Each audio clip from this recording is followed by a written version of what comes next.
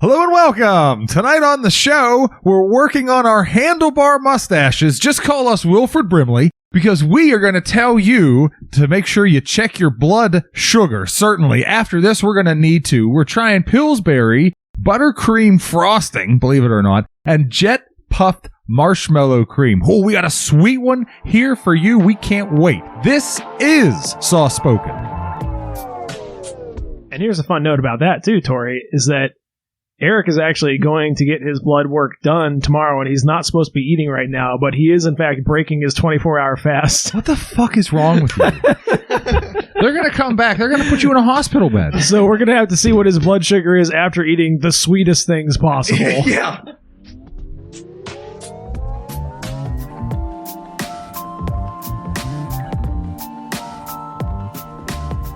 And we're back. We are Soft Spoken.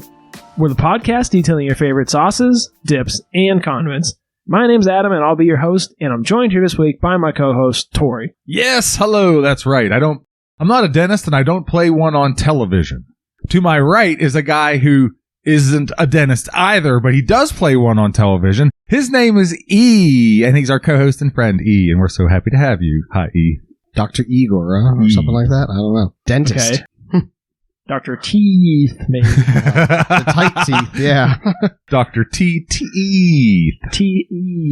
Oh, yes. I'm delighted to be on Soft Spoken as well. And, yeah, another week. Delighted. Sweltering hot week. And, yeah. And now it's time to catch up with hosts. Time to catch up. It's been a hot one. Yeah, we're back. Let's get back to our origins. Weather podcast. We talked about the heat index. I remember that was the first episode. We were sweating our balls off here. That's what we were talking about was the heat index. And it was one of the things in any case. And it is fucking hot as hell. It's mid-June, and yesterday, I don't know, it was upper 90s. Today it was slightly lower, but still mid-90s.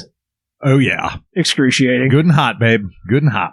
Yeah, Tori loved it, and you're there with multiple layers on. What the heck is wrong with I thought it was going to rain when we were over. They were forecasting a monsoon-like rain, so I'm like, well, I don't want to get my t-shirt soaked and not have anything else, I got you. Okay. On. So, big brain time. Although it didn't rain yet, so we're still waiting on it to rain. But yeah, and that was the nice thing about it yesterday too, was I went on a bicycle ride later in the afternoon, and when I got back, my car said it was 101 degrees, which I think was a little bit higher than it actually was. But the worst part about yesterday was that it would keep raining like 3 to 4 drops at a time, just to make sure that not only was it nearly 100 degrees, but it was also 100% humidity the whole day. So lovely. Nice and sticky. Yeah. Perfect. Which adds to that wonderful heat index, which was, yes, put it well into the hundreds. It was bad. Which I still don't believe in, but how was the rest of your weeky? I have had a pretty good week, I think. I don't know. Can't even remember. It's been so good. I can't remember. Let's see. I don't know. Well, yeah, I went over and hung out with Colleen on Tuesday night, I think it was. I think you mean a friend of the show. Your friend. My friend. Your friend. A friend of the show as well, who will remain unnamed. You'll bleep out her name earlier. Why would I do that? Just to keep the listeners in suspense. No, we're not going to reveal who it is anyways. No, yeah, it was good. We watched Stranger Things. It was like my second time through, and it was her fourth, she said. So, yeah, that was cool. You watched the entire show? We watched like 4 episodes. Okay. Which is most of it. I mean, there's only 7 episodes released currently, so. Oh, the 4th season. Of the 4th season. Oh, okay, yeah. okay. I thought you were talking about the whole show. Okay, that makes more sense. No, we're just rewatching the 4th season because it was so good. Maybe I'll watch it. Yeah, maybe. Maybe. Did you watch the first 3? Yeah. Okay. It's worth it. Highly worth it. Okay. I thought it got a little... It did. I agree. I think every season was getting worse and worse, but this 4th season brought it back to its roots. I think it's as good as the first one. All right. Yeah, so the last season had its high points, but I was kind of over it by the end of it, so... Agreed. It's kind of played out. Cool. Tori, what about you? Anything going on with your week fun this week? Oh, I've been farting around outside as much as I can. Just sitting and sweating. Yeah, you love it hot. Planting flowers and tomatoes. Were you in the sauna? When was I on it? A couple days ago. Yeah, a couple days ago. What did it have been? Sunday? I was in there. Why are you asking me? I'm telling you. You're like, Sunday? Was it? Yeah, I think what day it was Sunday. That, Adam? It was a few Sunday. Days ago. It was a couple days ago. A couple days ago. I feel like you were in there after Sunday, too. Maybe not. I don't know. 2 days prior to Thursday. Sunday. Yeah, a handful of days. You know. Cool. So, yeah, I'm in and out of there. Of course, I'm probably going to be in there this weekend, in fact, because here we are talking about all this hot weather. It's supposed to go down to like, I don't know, 60-something. Oh, really? This weekend it's supposed to cool off, yeah. So I may be letting it Rip in the hot box. It's thankfully going to cool off a little bit this weekend, but it's going to go right back up next week. Nice. So, even better. Yeah, I'm over it. Yeah, I'm over it too. Summer hasn't even begun yet, and I'm over it. It's a bit much for me. Like, I like it when it's in the 85-ish range. 95, more than that, nah, I'm cool. I'm good. Like No, any you are logical not cool. person, yeah. You I'm are good. I don't very mind. warm. I'm okay, like, working outside doing that stuff, but it's just the problem is I have window units instead of, like, central AC, and they just can't keep up. So, like, you're going to be roasting. Like, it's going to be, if it's 95 outside, it's going to be at least 85 inside. Yeah. Which just makes it hard to sleep, primarily. That's my complaint. Right, for sure. Reasonable. But yeah, it's been a hot one. Real quick, you said the magical word work. And for me, Oh, yeah. this is something new I this did? week. Oh, Okay. outside, working So outside. working okay. outside, but yeah, this week I've worked out a few times. So You did with Tori. not with Tori, Oh. just on my own. I was inviting him. He was more than welcome to Wait, come down. It's too embarrassing killing that it. I just did like push-ups and sit-ups Oh, just in your and some house. chin-ups. Yeah, in my house. Oh, okay. No, set a timer. I was curious how long it would take me to like stretch out and then do some just basic calisthenics. So basically like a 30-minute workout. Basic what? Calisthenics? Calisthenics? Am I saying that wrong? Yeah, that's okay. The guy who doesn't work out doesn't even know how to say the different types of workout. But yeah, it was painful, and I'm still a little sore. But that's cool. Gonna just try and keep it up. So All right. Hell yeah, boy. It's a noble pursuit. Yeah, the other tidbit relating to work is I think I'm going to set the world record for trips to Ohio in the past 6 weeks. I think I've spent over $1,000 in gas recently, so really killing me. you filled up your tank like 3 times, $1,000 in gas. I basically have to fill the tank up every trip. You know what I mean? Oh yeah, I know. So, like, literally, I can go out and come back on a tank, essentially. I was making a comment about this, the price of gas Yeah. being absolutely outrageous. Yeah, well, that too. No, it's been well more than 3 times, so. But without any further ado, we have a lot of exciting stuff to get into. I'm going to pump the brakes a little bit in lieu of what we normally get onto, because we're going to have a 2-episode themed miniseries going on here. But before we dive deep into that, I have a little soft-spoken rewind.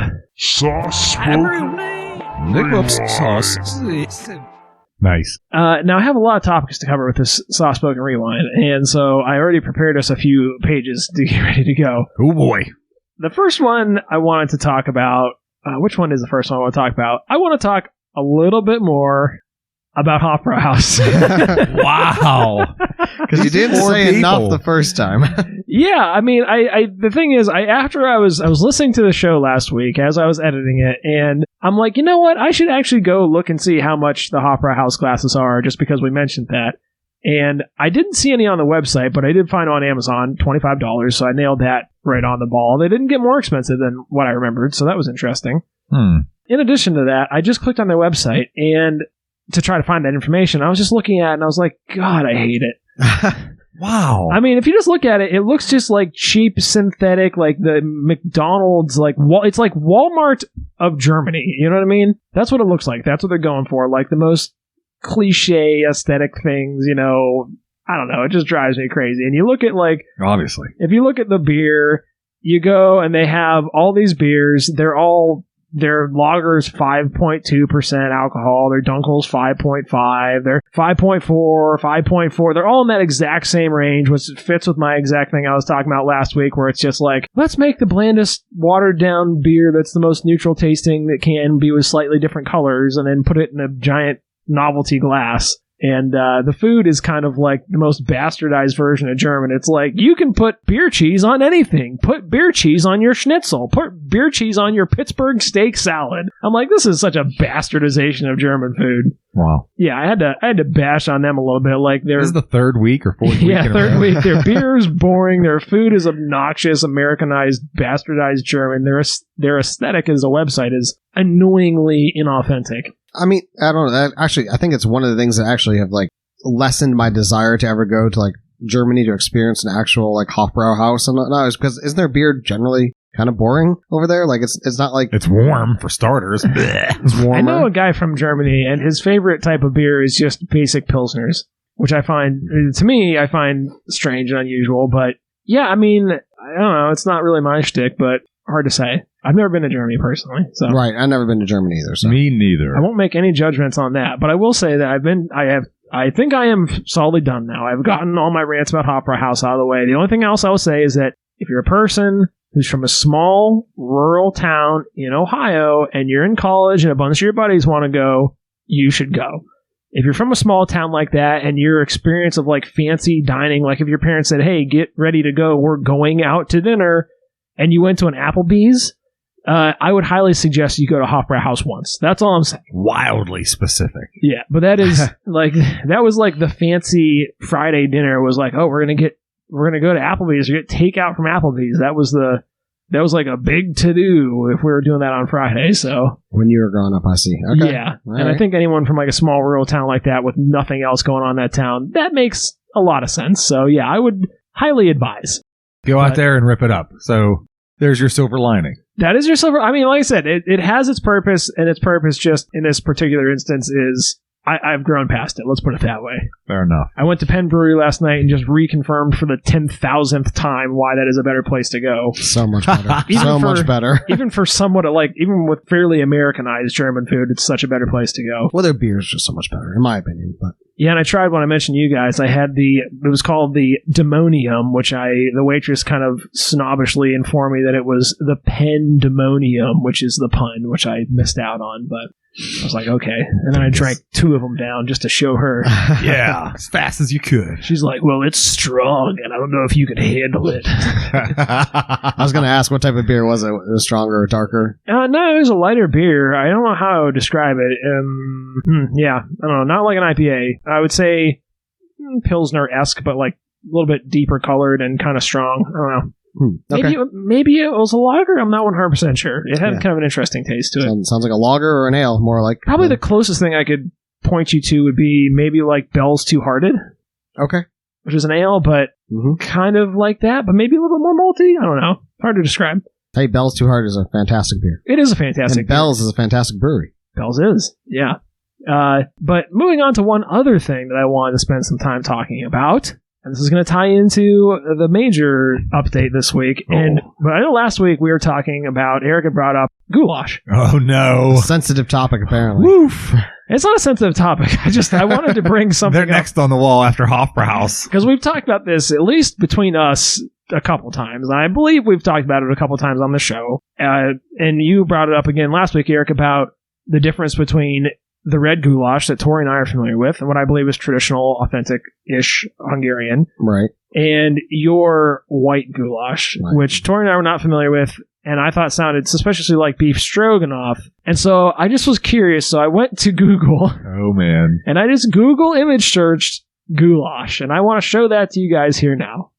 So that's what, and the listeners, I would implore you to do the exact same thing. And what I'm gonna, after I'm done scrolling here, I'm just gonna describe to you guys. I mean, the one with the beef tips and carrots looks more like a stew. Every single image in here is bright red. Like you Bright can red. scroll now. So here's my next thing. I was like, okay, I was really indulging you, Eric. And I wasn't on a witch hunt like I usually am to like slap you down. So I was like, okay, I really want to get to the bottom. Self-burn. Hilarious. I really want to get to the bottom of this. So I'm like, I'm going to type in white goulash. Uh-oh. Even the white goulash images are all fucking red. All red. It doesn't even show up if you type in white goulash. Well, that's interesting. Huh, So did not that- expect that. So that was when I did that. When I saw that, I was laughing my ass off at my desk. I was like, "That's too fucking funny." Because like it's become such a trope that you take these firm assertions about stuff and then you're just woefully wrong. And I think that I suspect that maybe your parents are a little bit the same way. And I think that your mom misremembered the names between goulash and stroganoff and just thought, oh, that vaguely, Hungarian sounding word, Oh, well, I mean, this is harkening back to college and like a college day conversation. This isn't like I didn't just pull this out of a hat. Like this is a long, I know. I'm big saying, topic between me and other kids who remember having white goulash. Like I'm not alone in this camp. Well, Google says you are. I see that. Give it a hashtag white goulash. Let's see if there's any fights about it. Or maybe we can stir one up on Instagram. Yeah, really. I do suspect that probably if there is such a thing as white goulash, which is common, it may be a hyper-regional thing, and I can take a firm stance that it definitely originated from someone calling something the wrong name. The wrong name. Now, interesting. That does stand, though, that as we mentioned in the last episode, that my interpretation was that goulash essentially meant like anything in a bowl. Right. And so that's why I was still giving you a little bit of credit for that. I do think that your particular instance with the white goulash was a misinterpretation, either from your family lineage or the region or just people in general. Listeners, if you guys have a white goulash recipe, listen to the last episode. Let us know if it's similar or differs from Eric, and if that's a thing that's local to your region that you'd like to correct me on. But I did go to Wikipedia. I'm not saying that they're the ultimate scholarly source, but I really did want to get to the bottom of this a little bit. And what I discovered is that goulash is essentially a meat soup.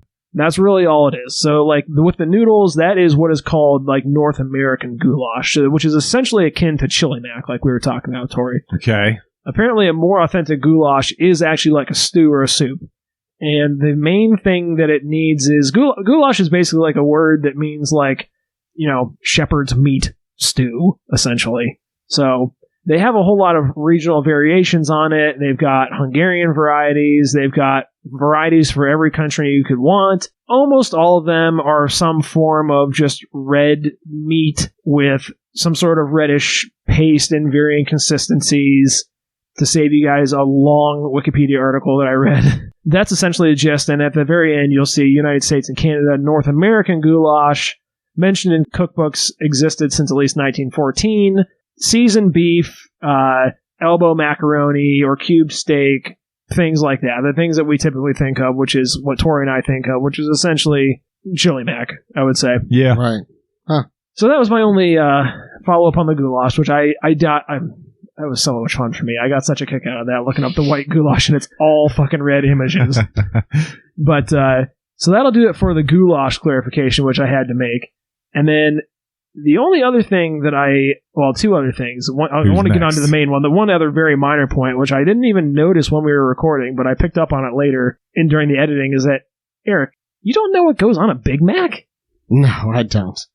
I know we said last... I didn't catch this until the recording, and you were talking about, Big Mac and whatever stuff goes on that. And for some reason, that flew right by me, but you don't know what goes on a Big Mac? Dude, there's a song on it. There's a whole song. I know, there's a whole song in that I've never... hold on. I want to hear your best guess. What goes on... What do you think goes on a Big Mac? It's a recipes. It's just 2 beef patties. 2 all-beef patties. 2 all-beef patties. Yeah, part of the song. I don't know if it has... I'm sure there has to be cheese on there. American cheese. Yeah, there's cheese. You got it. There's probably pickles, and... correct. I know there's that, like, special sauce that goes on there. Hey, that's the key. If you missed that, I was going to be mad. No, yeah, I knew there's special sauce on the Big Mac. What else? Lettuce. Yes. And the sesame seed bun, right? 3 slice bun. 3 slices. Got the middle You're missing one. Missing one of the buns. You're missing one of the ingredients. Oh, yeah, missing one of the ingredients. Mustard. No, that would be wrong. Onions. There you go. There you go. Yep. Onions. That's the last one. Yep, there you go. I was close if I really thought about You it. did pretty good. Okay, I was Out really of order, which is out of order. jarring. Because I don't know the song jingle that goes with it. I don't know if I could sing the song, but almost every time I go to McDonald's, I will get a Big Mac. So I am exceedingly familiar with the ingredients on a Big Mac. I'm down with them Royales with cheese or a fish. Yeah. Now, I don't like any of those. I always get like a chicken sandwich. I don't know. I don't really care for McDonald's hamburgers. Of course you do. Hamburgers. Hamburgers. The hamburgers. All right, and the only other last clarification, and this is definitely the most important one. Last week we tried the Bend or whatever the fuck it is, paprika paste. That's right.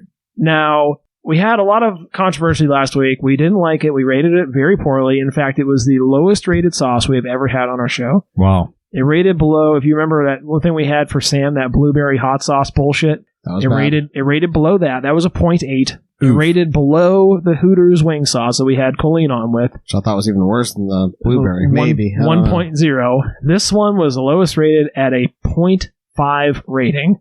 Ouch. Half a point away from the lowest possible score. Brutal. And I do think it's interesting that all 3 of our lowest rated sauces were all brought to us by a guest. Or influenced by a guest, I should say. Yeah. So I think that's kind of interesting. But one important part of clarification. We talked last week about paprika and that paste in particular and how salty it was and what we would do with it. And I threw out some stuff there about something I might throw it on, which I think I said like bland chicken and maybe it was something with like a sour cream or something like that. I had all the pieces there and I failed to mention the most critical thing that immediately jumped to my mind afterwards, which is a dish called chicken paprikash. So what I did for dinner this week is I made chicken paprikash, which is a dish I've made before and I like. The important thing too, though, and this tied up a lot of loose ends because pretty much the only seasoning you use in it is varying sorts of paprika. And it's basically, I use chicken thighs, chop up chicken thighs, I use some onion, I use some red bell peppers, I use some garlic. You basically fry all that up together, and then you put in a shitload of paprika, like a jar of paprika, essentially. You can use whatever varieties of paprika you want, but use a shitload of it. And I put in one little tiny dash of black pepper and one tiny little dash of cayenne, but it was 95% paprika seasoned. And then there's also some tomato that goes in there, and then you put in like some chicken stock, usually a roux to thicken it up a little bit, and then you finish it off with sour cream. Nice. Which I'm telling Eric about now after he's already tried some. All the creaminess. Take your pill. I think you figured it out anyways, but important to say that, and this is a critical thing, normally I season my chicken, whatever, when I'm cooking it, I used no salt in this dish. The only thing I used to season it with salt was that paprika paste, and I used about maybe a spoonful of it. I believe that, I think even you, Eric, someone who's very sensitive to salt is a flavor enhancer, as you always want to say. And it's true. Even you said it could have used a little bit more salt. Now, I put extra salt on mine when I ate it for dinner this week, but I didn't want to make yours too salty, so I left it a little bit less salty. But it does, in fact, have a use case. You could add more paprika paste to this dish, not have it add any additional salt, and it works. So very nice. Now, that being said, when you guys try the paprika, you're allowed to do whatever you want on your own. I'm not going to say you have to change your rating, and I'm actually not going to change my rating, and here's why. They don't give you any help on the can. They don't give you any help on the website. There's no tips. There's nothing to denote it's supposed to be used as an ingredient. There's nothing giving you any indication, like, don't dip stuff straight into this. Almost every other sauce we have that's like, they give you very specific instructions if it's something weird. Like, they give you some indication of what you're supposed to do with it, even on sauces that we have thought were bad. Like the mole sauce, which gave us clear instructions on how to make, and I followed them to a T. Yeah, but they were still bad, very bad. Or like the sauté sauce or that Indian korma one you got. Oh yeah, that was. They give you some indication of how to use it. They did not on this at all. It's something that could very easily be misleading, and you're not going to know it has that much salt in it. There's nothing even to indicate it has that much salt in it. So I'm going to leave my rating as is because I feel like that's on them. I did define it has a use case. It's earned its rating of more than a 0 to me, but that's on them. So I'd be happy to raise it to a 1, I suppose. I'll raise it to a 1 too. Okay. That dish was good. I could have eaten a big old plate of that, and I mean the salt level was good for me, but the salt level was it wasn't bad. The only reason why I said out there I could use just a touch more, and I said just a pinch, was because I thought that the bell peppers and the onions were getting a little bit washed out from the other ingredients. And I thought maybe salt would help to just amp everything up and maybe amp those flavors as well. Yeah, I did add more salt to mine, like I said. But in general, it was a very, very good dish. Now, I'm curious, too. I do think it's fair. I do think that is better than that blueberry hot sauce bullshit we tried. So I think it is fair for it to not be the lowest rated sauce. And I will make the adjustment to that, although I'll leave the original rating in the show notes. That sounds fair. But I'm also curious, Tori, you mentioned last week you didn't really get a chance to taste paprika. So did you have any thoughts now that you actually got to taste what paprika tastes like? Yeah. It, I don't want to say an old pepper, because that doesn't invoke a real nice image. But yeah, it's, like a dried bell pepper, I guess, for lack of a better term. And just, you don't have that crunch, which, is just unexpected given the flavor. But it's good. I like it. But yeah, so I figured that we'll wipe the slate clean there. You guys have tried something with paprika. You've tried a use case for the paprika paste, a functional dish that, someone else could make. You still got to be careful with how much you add. But like I said, I was able to add like a full spoonful of it, and I still could have added a little bit more safely. So you don't have to be that careful. I did make enough for me to eat for an entire week, though. So I made quite a big batch. So you made a big pot of it, sounds like, But anyways, now that we are well past the normal time for this, it's time to us to get on and introduce the actual sauces that we're going to be trying here this week as the first part of our 2-week mini-series on sweeter things. I don't even remember the exact song. You're pretty close. Yeah, I know it's a do-do-do-do-do-do kind of thing. So we're talking about sweeter things. So... You're having way too much fun there, Adam. Anyways, Eric, so you brought us a couple sauces this week. Do you want to lead us off what we're going to be trying here? Sure, I'd be happy to. We have Creamy Supreme Buttercream Frosting by Pillsbury. You're like a rapper. Yeah, that's just what it says. Oh, wow. Wrap it for us, E. I do not rap. Remember, that was an earlier episode you tried to do that on. He beatboxes, however. Nope, don't do that either. Boom, boom, sh, boom, boom. Oh, You know here what's we funny? go. Boom, Is I never knew what beatboxing was until I was in college. Someone else That tracks. was talking about beatboxing. I was like, I don't even know. The first time you ever met an African American. Oh, Jesus, no. 25 years old. That was pretty wild when I was introduced to like professional beatboxers. I was like, what? I'm like, he's doing that all with his mouth? That's insane. I couldn't believe it. Give us a little rap about the sweet cream, Eric. Sweet boom, ch, boom, boom, ch, boom, boom, ch, Little rap. boom, boom, ch, There's no rap to be had here. boom, boom, ch, Creamy Supreme. boom, ch, boom, boom, ch. Pillsbury's Boom, boom, butter ch. cream. Pillsbury, not Pillsbury. Jesus Christ. Woo! All right. So we're trying. You got us what we're trying here this week. Yeah, this is going to be 2 weeks. So we're going to be trying 2 different sauces each week.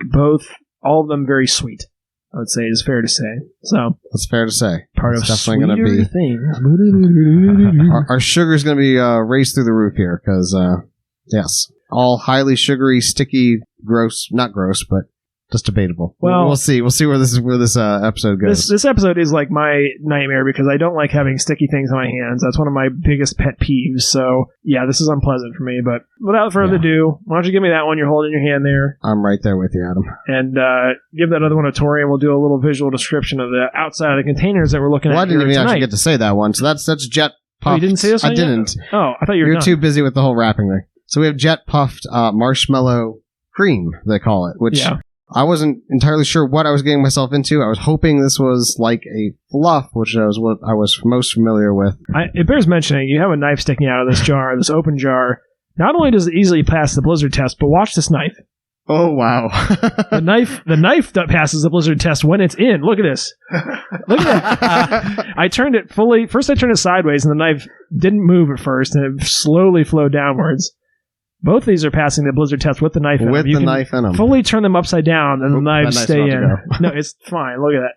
Okay. Look, it's fine. I jiggled it back and forth. The knife still stayed in there. Yeah, this is like cement. This ain't going anywhere. But without further ado, we'll get on to the visual description of the outside of the containers that we're looking at here tonight. I'll go first, and I will say this one is purely in honor of not only Stranger Things, but also in honor of the month of June, because this has quite the LGBTQ plus. It is a rainbow on front. It has pink, red, yellow, green, and then like a lighter blue, and then a darker blue in the center, and then it does that same pattern going back. The dark blue's in the middle, and there's a little marshmallow turd on the left-hand side. Oh. It's got the puffed up letters, Jet Puffed, and then below that, all lowercase, Marshmallow Cream. Net weight 7 ounces. Only 45 calories per 2 tablespoons. 2 teaspoons. Teaspoons or tablespoons? Tablespoons. Table. And yeah, it is I would say, almost like a weirdly pyramid-shaped container with the flares out, again, towards the top, towards the lid. It has a dark blue lid on it. It looks like an upside-down top hat. Okay, that's a good way to put it. Yeah, kind Without of. the brim, maybe. Yeah. And it's got a nice wide mouth. It's, not really a whole lot. The label is askew on it. They clearly put it on very half-assedly. Oh, yeah. The back has Everything was just too sticky. They couldn't even, yeah, maybe. The back has a creamy cream recipes, which all seem boring as fuck. Unlike Bendy's, though, that has recipes on the back. Yeah, they give you some use cases, and another important thing they tell you. Oh wow. Okay, I just saw one spoiler on the ingredients, which threw me off. They explicitly tell you here: do not microwave in jar. For easy removal of contents, dip spoon in hot water, which I don't feel like we had a problem getting the contents out, but that's okay. We'll see about getting the knife out of the jar.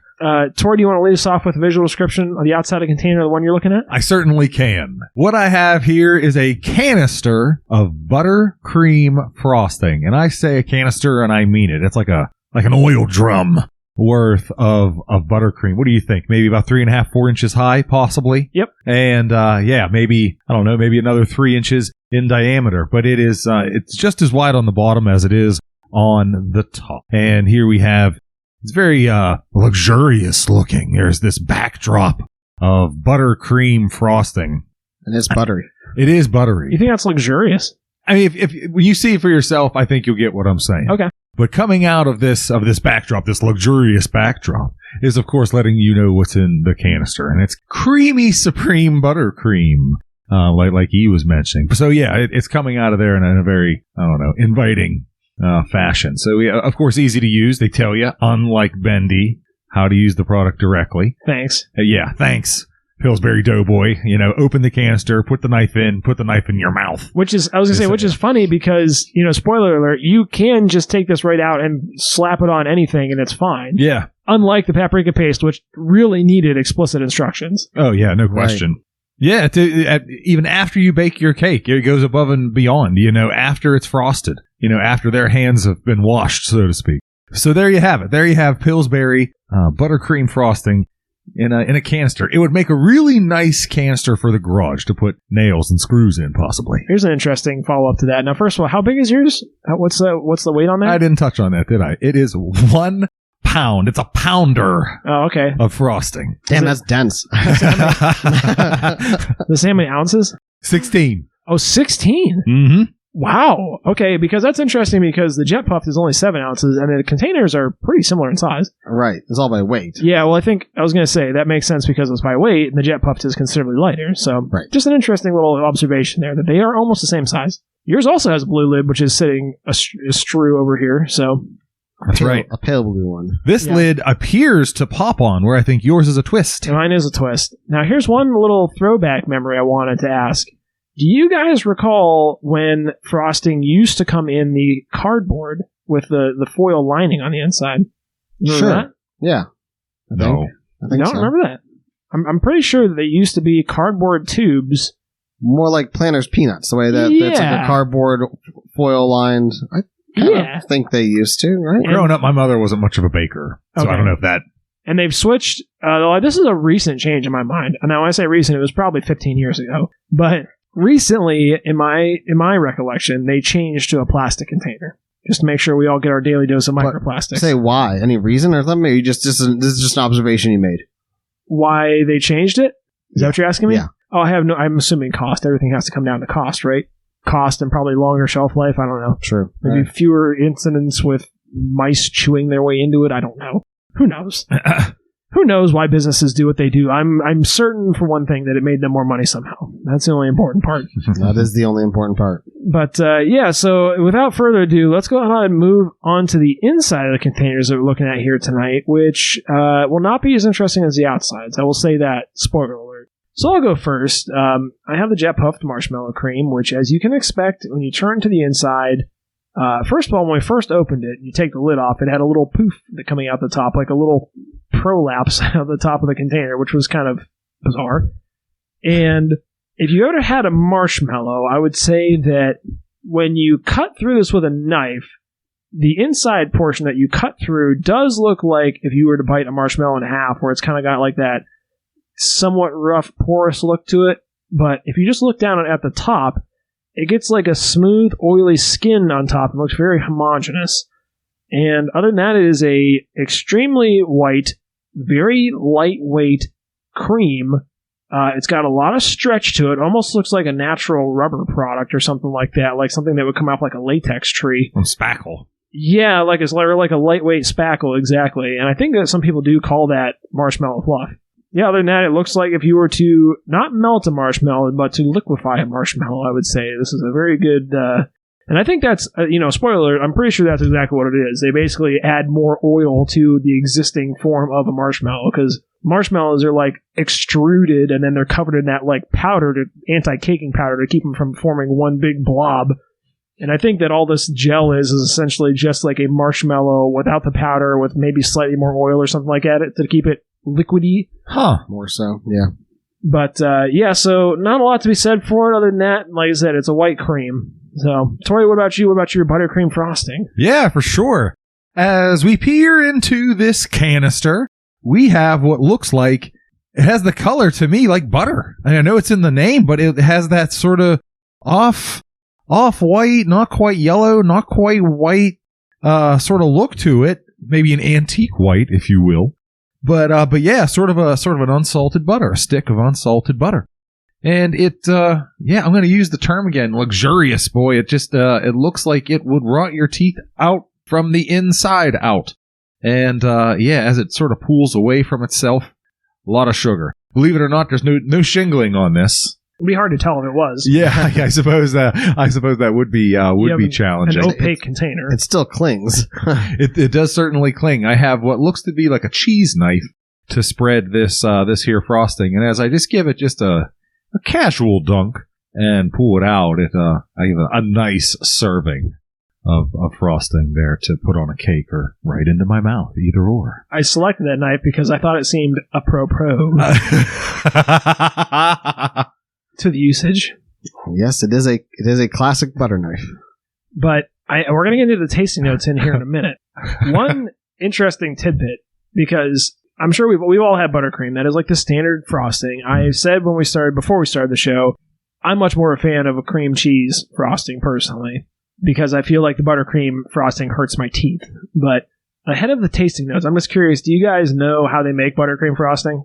Powdered sugar, sticks of butter? Exactly. Okay. That's exactly what it is. You nailed it. So when you're saying it looks like butter, yeah, 100%. It's made from butter. So that's exactly what it is.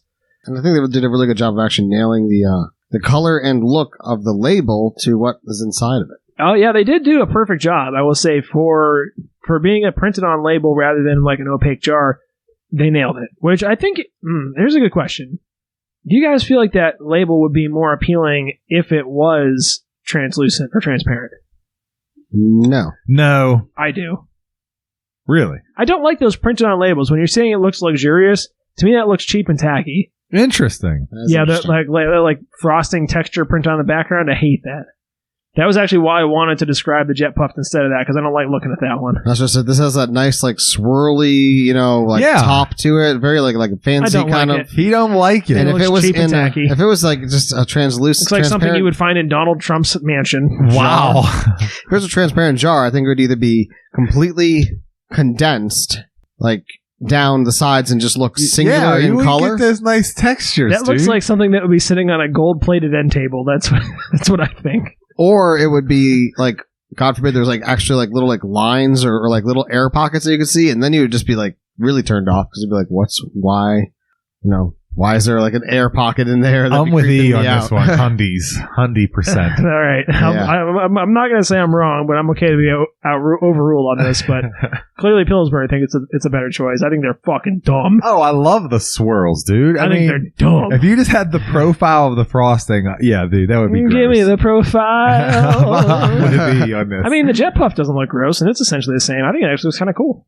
But that is it's like sticky enough that you're not going to get any like air pockets. The way it's like put into it's made of air pockets. It's called Jet Puffed. It's puffed full of air pockets, you fucking dork. The way that it was extruded out and had that little like top there on it. That's my word. I used extruded earlier. It wasn't, even with your shaking and your squeezing of the container, it wasn't Now it's moving. time for the initial tasting notes.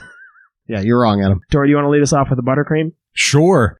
Boy, it nails it. It is creamed butter that is sweet, sweet, sweet, sweet, sweet. It is good. I like it. I was surprised to like it as much as I did. On the graham cracker, it's phenomenal. I have a sweet tooth, admittedly. I've probably said that a couple of times, and it remains true. So I have a pretty high tolerance for sweet stuff until you get that feeling where you're cloyed. I mean, it's too much. You need water. And I got to that point maybe about 5 minutes ago, taking finger schlecks at a time off the plate. I mean, it is frosting, so I don't know what I expected. I can't be mad at a frosting for it pushing me over the edge as far as sweetness is concerned. But yeah, I mean, I can't imagine it being that hard to make your own frosting, but I think if you were in a pinch, truth be told, I've never made my own frosting. It sounds relatively easy given the ingredients.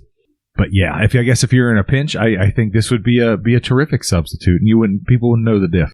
I have made my own frosting, buttercream frosting, except for I'm not a huge fan of buttercream. Like I said, for me personally, knowing what's in it, I can definitely taste that confectioner's sugar, and I'm not a huge fan of confectioner's sugar to begin with. I don't like the weird gritty texture it has either. I feel like that's not pleasant, and I particularly don't like when buttercream frosting gets like it's been sitting on a cupcake and it's kind of like dried out and it's that hard skin on top. Oh, that's the worst. When you gotta crunch it with your teeth and you feel it scrape on your teeth. And I sort of like that. oh, I don't like that. And then the frosting in and Is of that itself. weird? I mean, it's a Teach your personal own. thing. Yeah. Okay. The frosting in itself hurts my teeth. It is too painfully sugary for me. I don't like it. For whatever reason, cream cheese frosting does not do that same thing to me, and I like it infinitely better. I will always choose cream cheese frosting over buttercream. That's health food. That's how you get all your protein. The There cream you go. cheese? Yeah. Exactly. I just eat jars of that. Yeah. It's exactly You're a muscle responsible. man now. It's exactly responsible for the shape I'm in, yeah. But yeah, for me, like you said, it's butter, it's confectioner sugar, it's got richness to it, it's got, sickening, cloyingly sweetness to it. Maybe some notes of vanilla, maybe a little drop of vanilla or two like that, maybe. I could pick up on something like that, maybe, but that's about it. What about you, Eric? I think you guys are nailing it pretty well. I think the grittiness and the texture is a very good note there of the confection sugar. I think it has a slightly like oily, I guess it's that butter, but it has like a slightly like oily mid to late kind of in the flavor profile. After that the mean? sweetness, Oiliness? it has like you detect that like butteriness, and it's almost like oily kind of. Which Butter is a lipid. Yes, butter is a lipid. And that's the only one thing I really don't care for. And I always just associate that with just off-the-shelf canned frosting. But I don't know. Yeah, my mom always made like home. My mom was very, very into baking and making her own frostings and such. So Making goulash. and making wrong type of Of the goulash. white Wrong. variety. Go home and tell your mom, wrong, slap it out of her hand. No. I'm sure she'll listen to this episode, so she'll hear it. Will she? Yeah, my parents have started listening to the show. Why? I don't know.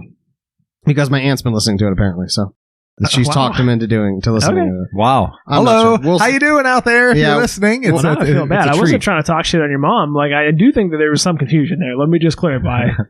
No fault there, but I do think there was definitely some confusion somewhere along the line. Could have been your grandma. I don't know. Probably. Likely. I don't know. Could have been your great grandma. It goes way back. Generations. Wrongness in your family is a long descended trait. But yeah, this frosting is like Tori said. I think if you're in a pinch, slap it on some cupcakes, take it to a party, put on a cake, and I think it would hold that like Adam was saying. Well, I don't think it's gonna like get real that hard shell kind of for a while at least. I don't know. I mean, if you leave it out for an overnight or something, I'm sure it probably would. But it has this like buttery consistency to it that's gonna like last for a while. I feel like. I mean, it's gonna not firm up on the outside crustiness, which I don't care for either. When it comes to frosting, I'm not a huge frosting fan. I don't really care for cream cheese frosting. Don't care for buttercream. I think the best frosting I've ever had was the frosting I put on Amy's. Oh, just the sheen of sour cream. Yeah, it was, That was for sour Kirsten's cream, birthday. and it was Kirsten's birthday. I Good job, though. What about Royale icing? don't know if I've ever had it before. I don't know if that is either. That's like the what they use to keep. It's like a structural thing to keep gingerbread houses together. Oh. All right. Then I have had it before, and yeah, That's that's super crunchy That stuff. gets the hard, yeah. super That hard. doesn't bother me as much. But when you're actually using it, it's more like if you taste it, it's very tasteless. It smells like Crisco. It's just bland as fuck. Moving on to the Jet Puff marshmallow crate. Yeah, so the Jet Puff, for me personally, the texture I find considerably better, and it's not nearly as cloyingly sweet.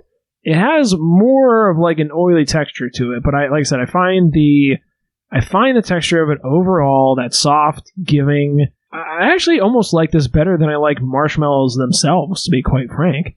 I like the ooziness. I like how it still kind of holds its shape a little bit. It doesn't get that hardness to it. It doesn't have the grittiness at all. It's very much just hyper homogeneous, airy, light, sweet, but not overly sickening sweet. It's got kind of the other nice, I don't even know how you say, like almost earthiness, like root origin flavors, Earthiness? like marshmallow, the flavorings they use from marshmallows, that's what the tree is, a mallow from the marsh, they dig the roots up and that's where they get the flavoring from. Had no idea. You are a collector of knowledge, that's for sure. But I do like that kind of like flavoring. It's the same thing as like root beer. That's another, they have kind of some very distant but similar flavor notes, I think, and I like both of those. And the much more subtle sweetness, the non-grittiness, Yeah, I like it better all around. But what about you, Tori? So let me riddle you this, Okay. Batman. Riddle back. You said you prefer that over a marshmallow. I think so. How about in a s'more capacity? I'm not a huge s'more guy. Oh, jeez. I knew I didn't like you. They're okay. I would be, if I could get a s'more and like warm the chocolate up and then put this on instead of a marshmallow, I'd rather have this. And people have done that before. I was actually going to bring that up. Like a cold, and honestly, I almost might be fine with the chocolate being cold. People have used jet puffed or fluff or whatever, marshmallow cream in substitution of marshmallows for s'more making, and I've always kind of made fun of them in a way, but I'll save it for my tasting notes. I think to me that's kind of like the suburban mom thing where it's like, okay, kids, let's go camping, and you go to sit out in the backyard and you light like light the barbecue grill or something like that, so it's totally safe, and you like sit around like, all right, let's make s'mores, and she busts out the jet puff because she doesn't want her kids to have flaming balls of marshmallows, so it's like, wow, aren't we having fun camping, kids? All right, let's go back in and shower and go to bed now, That's laser focused. Yeah, when you say that, that's the mental image I get of like the helicopter mom idea of camping. You're not wrong, I'm sure, for certain laser focused applications. Let me put it this way: I would put my next paycheck that has happened. Oh, absolutely. Innumerable times in the United States. That exact scenario has happened. That people have gone out and lit their propane barbecue grill and said, let's go sit out by the fire. Dude, I like the stovetop and do that. Roast a marshmallow in there. Hell yeah. No, but I'm saying they don't even roast the marshmallows. They just watch the grill. Oh. And then use the jet puffed marshmallow cream so they don't have to use the fire. Got you. Okay. The scary fire. Wow. The fire's just there for decoration. Gotcha. Or like maybe they have like that one of those little lava rock fire things that turns on and off with the gas, Right. Like, oh, we'll use the safe fire, Wow. rather than the scary wood fire. Yeah, if this is you can go F off. I hope you personally feel attacked by Sauce Spoken. If we're describing probably you do. and the way you operate. No, I do feel like that is a thing that happens probably with a regular basis in the United States. So, what about your tasting notes? My tasting notes. Yeah, I that was my riddle, by the way, when I riddled you, Batman. Oh, okay. I feel riddled. Okay, good. I'm riddled with something. Yeah, I mean, I prefer a regular marshmallow over this. I don't like that. I do not like this. I like it, is what I'm trying to say. It's good. But getting back to this versus a conventional marshmallow question, I prefer the conventional marshmallow. But this certainly has a place. I don't know if you boys ever had a fluffer nutter. Let me rap at you one time. Oh, not that I would talk about on a public show. Oh, boy. Well, that's a sandwich. That's a good one. That's a treat. Oh, I never heard it called that before. But okay, now I'm catching on. I have heard those, but I've never had one. Yeah, it's. I've had one. It's not something you want to do. At least I don't want to do every day. Not something the Jedi would teach you about. But boy, is that tasty, and it's certainly a little bit messy. Maybe with a little bit of bananas on that or something. That is really a treat. Yeah, and of course that would be a terrific ingredient. That would be perfect for something like that. I never thought of that before. Put bananas on it. Oh, money sack, dude. That's actually, sounds like it'd be good. Yeah. Sound good. And then throw some mayonnaise on either side, put it in the frying pan. Oh, jeez. Have it hot. All right, you're losing me. Oh, my man. Dude, it's like a grilled cheese. Okay. With peanut butter, banana, and fluff in it. Marshmallow. All right. Yeah, don't let the mayonnaise trip you up. No, I know that. Okay. I know we're square on that. I know I have tried that, and it does work. So recommend. What's the trouble, my dog? I don't know if I want that hot. It sounds weird. It's troublesome. Wouldn't this get runny? Oh yeah, it's like napalm. Yeah, that sounds bad. I hate burning my mouth. I hate when the inside of your mouth starts sloughing off. You've got like that loose skin hanging around up there, and you can't feel or taste anything. Roll the dice, brother. It's worth it. Yeah, I do that all the time. Yeah, of course you do, Eric. That tracks. You probably enjoy it. No, I don't. But it happens all too often. Burn the shit out of the roof of my mouth. Are you doing your tasting notes? Yeah, I mean, I'm just wrapping up with the tasting notes. Boy, it's marshmallowy as heck. There's nothing more to say about it. And it has a tendency to want to spread out on my plate here. I was doing some little experiments, and it's almost reacting as if like a silly putty would.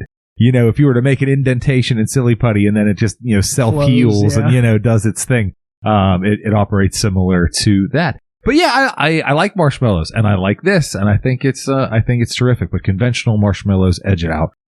For me in general. But I liked it. Here's a good idea. Maybe they should fill the inside of commercial tires with this.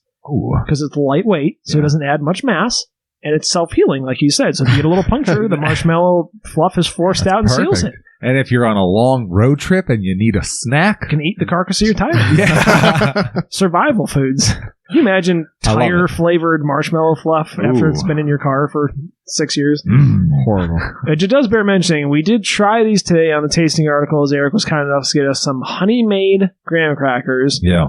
and also Quality. a batch of mini muffins, some banana nut muffins you got for us to try. From here. Cafe Valley. So I personally had the buttercream on the muffin, and I had the jet puffed marshmallow cream on the graham cracker, which I think was your intention, Eric. And It was. those were good choices. I will say that. Well done. I feel like they Agreed. worked all right. That's Eric's for sure. crying. He's never had someone be proud of him before. And He feels validated. He's writing his dad. See, Dad. I hope your dad will listen to this show, right? yes. See, Dad. Someone loves me. No, I'm just kidding. I'm sure that you love your son very much, Mr. Eric's dad. So yeah, my tasting notes This is gonna be on an awkward family episode. my tasting notes on this jet puff is I think I'm really glad that Tori brought up the whole s'more talk, because that's exactly what I was going to say. It's Is, important. when you're roasting a marshmallow, in my mind, the perfect marshmallow is when you get it all nice and golden and crispy, and you pull it back away from the campfire, and you're able to just like deshell the crispiness, and then you have the gooey inside left over. Yes. And they found a way to bottle the gooey inside, is what we've essentially managed to do, and keep it from being warm, essentially. But you could always reheat. Do this. not microwave I the know. jar. Do Yeah. not. Do not Please. microwave in Do the jar, not. but they clearly say that you can heat this up, and I think No, they don't. I think maybe They say to use a hot spoon. They say do not reheat. right, but you could. You can put it in the microwave safe bowl. Do Yeah, not. you put it in a microwave safe bowl. Exactly, that's what I was thinking. Maybe not. Maybe they've been telling you not to heat it up. Absolutely do not heat up under any circumstances. Just put it in the broiler. You'll be fine. And that's just it. I think the way to really make this shine would be to have one of those like little cooking torches and spread it on a graham cracker Like and a then little- hit it with the little cooking. brulee, John. Creme Yeah, brulee. exactly, like a creme brulee torch. Here's one thing And brown that top up, and I think that Okay. would be, I like that little bit of burnt sugars and whatnot. But Yeah. I don't like, I don't like my Caramelized. marshmallow to be completely black either. I'm not one of those weirdos, but Yeah, you I know there's you plenty frequently of- Watch your walk tongue, around bro. saying Yeah. white is right when you're talking about marshmallows. I have heard you say that. oh yeah, right. But here's one thing that I think is interesting. Why haven't they made, maybe food science hasn't allowed this yet, but why don't they make a toasted marshmallow jet puffed marshmallow cream? Like one with already a little bit of like caramelization flavor going on in it. Oh shit. Kind of almost more like a dulce de leche type thing. You know what I mean? Why Yeah. don't they make something like that? That'd be good. I'm Yeah. shocked that they don't. Because they make this in other varieties. I think they've got like a funfetti or some shit like that. Like, why don't they make a slightly toasted variety? Well, I know I'd be all about that if that was the case. Jet But yeah. Puffed, where are you at? If you're listening to the show, I don't know, give us Collaborate with the show. $12. Give us $12 to split amongst us and you can have that idea. That's all I'm saying. But yeah, I think it's time now for us to get on to Eric's favorite segment of the show, Oh, this will be short and the sweet. ingredients. All right. I have here, closest one to me I'm grabbing is the Creamy Supreme Buttercream Frosting. And it is gluten-free, in case we didn't say that, because it's just big and bold. And somewhere back here by the ingredients, I think. Somewhere. Oh, right there. Ingredients. Oh, there's a lot more to this than I expected. We have ourselves... Anyone want to guess on the first ingredient? Soybean oil. Close. Corey? Coconut oil. Yeah, soybean was going to be my guess. Okay, it's sugar.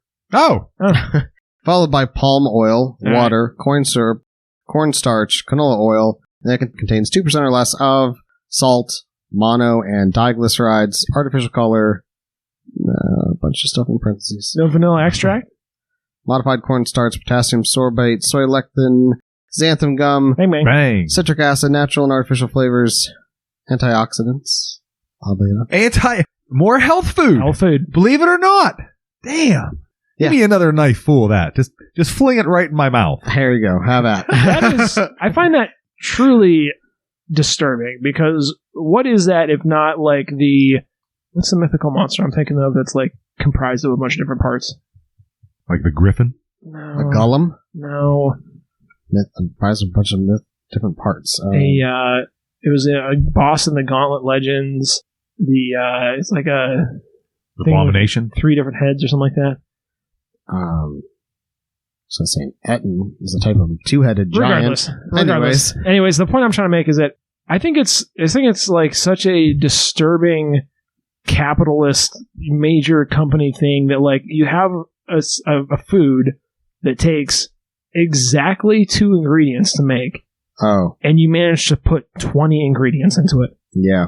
Or more. Yeah. That's disturbing to me. Like, why? Just use actual fucking butter. 2 ingredients. It wouldn't be shelf stable then. I mean, as it is, now that we've opened it, I think this it's has sealed, to be refrigerated. Eric. It is shelf stable. It's the same thing. If it's sealed, because it's the same thing as canning stuff. It's the same way as how you make jellies and jams food safe, because the sugar content has naturally osmotic action, which kills bacteria. So True. It's the exact same thing as you do, like if you pickle them with vinegar or you pickle them with salt. As long as it's a sealed container and you have that higher sugar content, it can't spoil. Oh, that's weird. It actually doesn't even say it needs to be refrigerated. He's waiting for it to spoil so we can eat it. That's what I'm exactly saying. I don't think you even have to refrigerate it. It's shelf stable. There's no reason that you couldn't make that with butter, which is also something you can leave out, and sugar, which is also something you can leave out. Oh. It does say cover and refrigerate any remaining frosting for up to 2 weeks. Okay, but like I said, to my point, you can leave butter out. We talked about this before. You can leave sugar out. The combination you can definitely leave out. So, to be perfectly clear, they could make this with 2 ingredients, and I'm assuming it's just not cost effective, but I am certain Just it's baffling. worse for you somehow to make. They've made frosting worse for you. I'm confident in that. By putting all those oils and Weird xanthan shit. gum and shit. Yeah. That Big is frosting. disturbing to me. But let's move on to the ingredients for the Jet Puffed. Okay. I think this one will be even smaller, and I am correct. Does anyone want to guess the first one on this one? All right, we'll just do it. I'm going to guess sugar on this one, too. No, it's not. It's corn syrup. We switched things up on this one.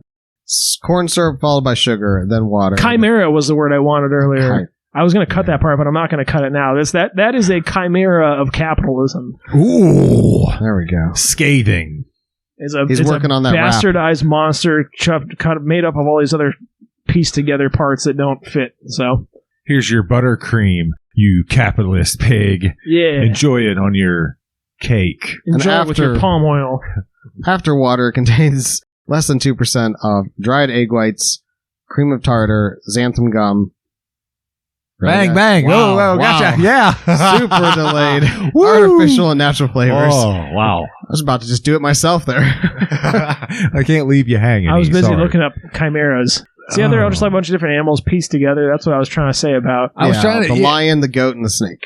That's the bad guy from Tekken 3. Yeah, they're featured in a lot of that Yeah. shit. But yeah, the chimera.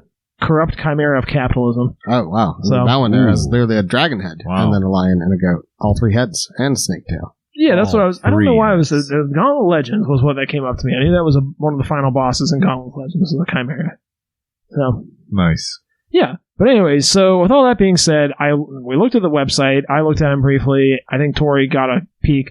There is nothing going on their websites. We're not even going to mention them. It's literally just the ingredient list and the nutrition facts. So Yeah, boring, big icing website exactly. propaganda. They're gigantic megalith companies. Like, you can look up their own website if you want to do some hail corporate shit or whatever. Yeah, So, right. we're not going to give them any more of a platform because they don't fucking need it. So, with all that being said, let's move on to the ratings portion of the show. I haven't put a lot of thought into this yet.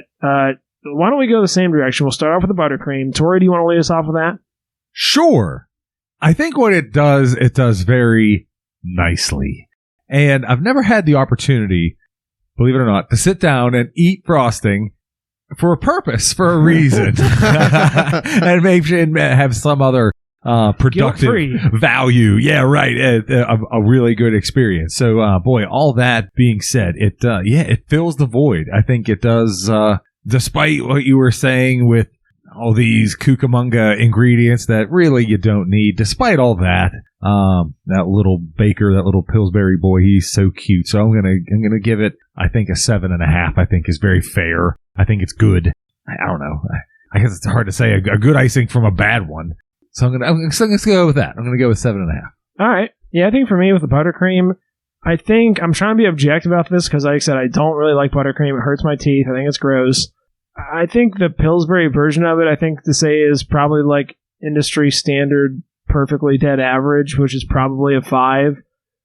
For me personally, I'm so unenthusiastic about it, and just the general kind of, I don't know, the jar, the label design, the cheapness of it that I don't like, the taste, the grittiness, the hurting my teeth immediately. I got to subtract a discretionary point from that in and of itself, and then I got to give it another big discretionary point subtraction for having, like I said, 20 ingredients when it needed exactly 2 for something that would already be functional, and it's just so they can save 3/4 of a cent per can on this stuff. And changing to plastics and giving us microplastics instead of the cardboard tube that work just as well. So with all that, I'm going to go, I'm going to give it 2.5 discretionary point deduction, which is one of the steepest ones I've ever given. And now I'm going to give it 2. I can't in good honesty give it 2.5. I'm going to do 2 points of deduction from a 5 and give it a 3. And that's truly how I feel about it. Wow. That's some very strong opinions there, Adam. Yeah, it's frosting. It's good. It's rich. It's not my go-to, but I think what it does it well. Yeah, I think what Tori said is pretty well on the ballpoint, or I like to say on right the on the ball, right on the ballpoint. Yeah, it's been a while since I said that. Yeah, said that one. Yeah, I think little Pillsbury Doughboy there looks sort of like a snowman, so I'm going to give him an 8. Ooh, nice. Wow. And just because of the logo, I don't know. Yeah, that's how I feel about it. I'm going to stick with my 8. You're going to stick with the 8. Good for you, Eric. Well, now it's going to move on to the Jet Puffed Marshmallow Cream for us. And Tori, you want to go ahead and lead us off with that? Yeah, I like it. I am not gonna lie to you. I think it's really good.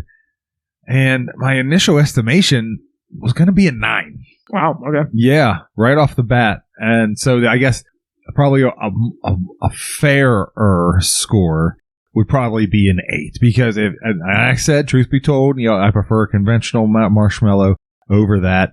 I don't know. I mean, we're sort of getting off in the left field on a, distant galaxy somewhere, but I think that would make the marshmallow a 10 by virtue of that. And I can't do that compared to what other marshmallows. I don't know. See, that raises all types of goofy, stranger things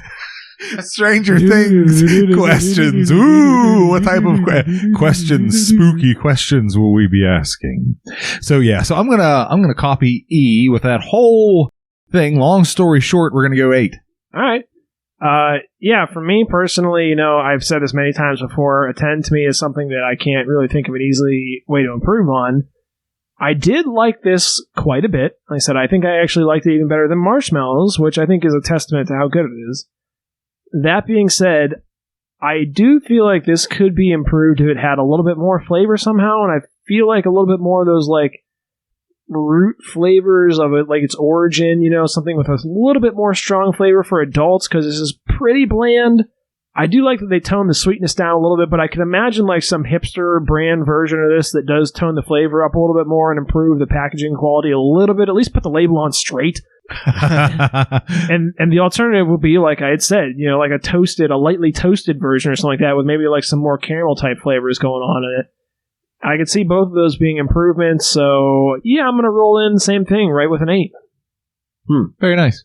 I mean, I think that's an easy thing to do yourself, though. I think, like I said, a toasting yourself with a little bit of heat, or I think we using rate it in sauces here. We don't rate. We don't rate ingredients. We don't rate recipes. That's true. We rate sauces. Rate it as it is. I mean, take her away. E. Sorry. I guess as it is, I would have to come in with a 7 then. I guess because I think I might like a regular marshmallow slightly more than this, and I'm not a huge marshmallow fan in general. That's just sugar. I don't like the powder on the outside of marshmallows. I don't care. You burn it off, dude. Yeah, I don't like it. I don't know what it is, but I don't like it. Makes my tongue feel weird. And I wonder. Gold Bond. Talcum powder. Yeah. I was playing with the notion of, use a spoonful of this inside a cup of hot cocoa to give that creaminess. But I think that oil would just separate immediately in that hot liquid, and then you just get this weird oily layer on top of your hot cocoa, and I think that'd be a disaster. So I don't know, bro. I think I don't know either. I would give it a spin. Give it a try? Yeah. I don't know. If you have a K-Cup, dude, if you're just blowing through a K-Cup, I would absolutely give that a spin. I might have a hot chocolate K-Cup in there, Tori. I mean, I don't want to do it on a 95-degree day. Or maybe I do. I don't know how that would work. That's a good question. I feel like it would work. And if it would work, then I'd give it a point extra. I don't know, because that'd be cool. That'd be kind of neat to to try. It'd be nice to take like a little dollop of that and spin it up like a little ball shape on the end of a stick and just dunk it in the cocoa powder. Ooh. Now you're Damn, you're smart. Pretty good. I am curious if you could toast this fluff. I think you Like can. you said, if you took like a little creme brulee torch or something and tried it. I don't see why you couldn't. I bet you could too, but If you're coming at it like that, I think it would be more conducive. I think if you're holding it over a flame, I think it would get hot and viscous. Oh, it would droop, yeah. Yeah. Droop, really. No, you'd have to like put it on something and hit it with a torch. Yeah. For sure. But I'd be curious to see how that would work. Huh. All right. Well, I don't Well, know. I'm going to stick with my 7, I guess. Okay. Because it's what came to mind, but, Okay. for it. And it's not that's a bad rating, because a 7 is still a good rating. These do what they say they are. They're sweet. And, that's what you're going for, then you will not be let down. cool. Well, I think that's going to do it for us for this buttercream and this the Jet Puffed Marshmallow Cream. And like I said, stay tuned because this is part 1 of a 2-part mini-series on the sweeter things. Ooh. We need like the synth. That synth, like synth music. That's a real great 80s intro. Dude, I would love to get a synthesizer. A little MIDI keyboard or something like that. But in any case, Eric, Closing thoughts? it's time for a little recipe. We have to make this a brief one because I'll we're say. running long already. But what I want to hear is, if you didn't already know what was on a Big Mac, what would you make the Big E Mac? Oh, wow. What kind of things would you throw on a burger? And my only restriction is you have to have at least 3 slices of bun on this. I think Sure. that is my only restriction. So, yeah, right. We'll start with the triple sliced Can you go- sesame bun. Can you go from the bottom up so if a listener wants to build this on their own, they can go with it? Okay. Bun, beef patty, like a good premium quality one, not McDonald's. I don't know, big? go How somewhere thick? else. How thick? Thick. Dummy? I mean, yeah, I Dummy like thick? it dummy thick personally, but then at the same time, it makes it tough with the 2 double stack. Yeah. I've seen some monster sized burgers in my lifetime. That's You for already sure. have to like smash a Big Mac Right. into half its size. Fine. You can put a wimpy little quarter pound or whatever the you hell can they do use. whatever you want. I'm just asking. E, this is your recipe. This is your recipes. Live your life. I would put like a nice big thick Live your truth. medium cooked, nice and blood coming out of it burger. Like a half pounder. Pepper jack, right? Pepper jack cheese, the bun again. No sauce. Then none of that bottom No layer. vegetables? No. Well, doesn't it all go on top? I don't know. I still know how. This is your This This recipes, is mine. dude. You live your truth. Throw your second burger on top there. Put a You're not gonna poop for a week after this. what is like a Havarti kind of like cheese, maybe something, or Okay. like go with like a cheddar. You Either mean one, Hafarti. or it could be a Havarti. I I don't have know. farty. I want that like earthiness, kind of like a more like earthy and sharp kind of like Earthiness? like cheese. Earthy cheese. Are you sure you're not eating cheese that was dropped on the ground? But I don't like blue cheese, so I wouldn't do that. So you got like spice on the bottom layer, more earthiness on top. Then I put peppers. Like I put a roasted red pepper, Okay. like cut in half, charred. The whole pepper. The whole pepper. chunk of Yeah, yikes. that's so E, good. I'm going to pass Put it. that on. Yeah, I'm passing too. Put onions and jalapenos, and then top with barbecue sauce, because that's what I like on my burgers. Barbecue sauce. Wow. Slap the other top sesame bun on top of that. That'd be the Ease Big Mac. I would not eat that, but okay. The Big E Mac. You lost me with the pepper, I think, too. I'm not a huge fan of pepper jack cheese on burgers. Oh, I Limited love it. applications. Ooh. I like pepper jack cheese. It's okay. Have you guys ever had a black and blue burger? Yes. Ooh, I like those. Delicious. I don't like blue cheese. I like those a lot. So good. I'll make those for myself sometimes. Those are good. But all right, Eric, you have any closing thoughts after that recipes? If you haven't yet, you should watch Stranger Things. Not that they're paying us to say that. They don't need it. They don't need it. Yeah. And now it's time for touching thoughts with Tori. He's playing the mic out here. Wow. That I'm was curious- so I'm good. curious to see how it works. We'll Oh, I see. think it worked Oh, well. that'll work very well. Wow. Well, I'm going to invoke our good friend and co-host E. And what I want everyone to do is take the E challenge. I want you to do some calisthenics. I want you to do some push-ups and some sit-ups.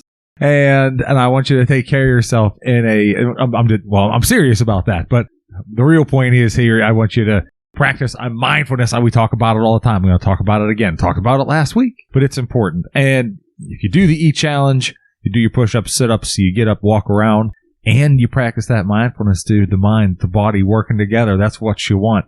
And we love working with you. And we love that you're here. And this is Soft Spoken. That'll do it for me. Do you want to know the actual set? How So it goes? excited for next week. I forgot to say that. The actual set? The actual set, it's 10 push-ups, 20 sit-ups, 10 squats, take a break, repeat it 3 times. Nice. Oh, and then finish off with 5 chin-ups. Just because I had the chin-up bar at my disposal. You know, I was going to make a joke Nice. about the Stranger Things, Sweeter Things, and the Jet Puffed versus the Stay Puffed Marshmallow Man. Yeah, I was For going to. Ghostbusters. Yeah. But it's a Jet Puffed, which is not the Stay Puffed. So I feel like it kind of falls a little flat. Although they do have a little Marshmallow Man on the front. He looks like a much gentler Marshmallow Man than the one from Ghostbusters. I don't think he's crashing any cities anytime soon. Who you going to call? Jet Puff Jet Marshmallow. Soft Spoken, God damn it. Oh, dang. With all that being said, thank you guys so much for listening. Catch us next week for the follow-up part 2 of our 2-week mini-series on the Sweeter Things. E's new name is 13 because we can't call him another number because they trademarked it. So he's And- 13 now. And there's so many unlucky things. And he's bad luck, yeah. Yeah. I didn't even think about that. With all that being said, thank you guys so much for listening, and we'll catch you next week. Oh no, it's the end of the show. Thank goodness there's several other episodes waiting just for you. Check out our Instagram. We like to have some fun over there. We post the sauce bottle pics if you're curious, and the occasional meme. That's going to be Soft Spoken official. Despite our humble nature, we are accepting donations, believe it or not. Look us up on PayPal. That's going to be @SoftSpoken. Hey, and if you like what you hear, grease those palms, babe. Lastly, roll up your sleeves and get into the nitty-gritty at softspoken.wordpress.com. We have show notes and details. Check it out. Share us with a family member or a friend. If you're enjoying it, I'm certain they will too. Good night.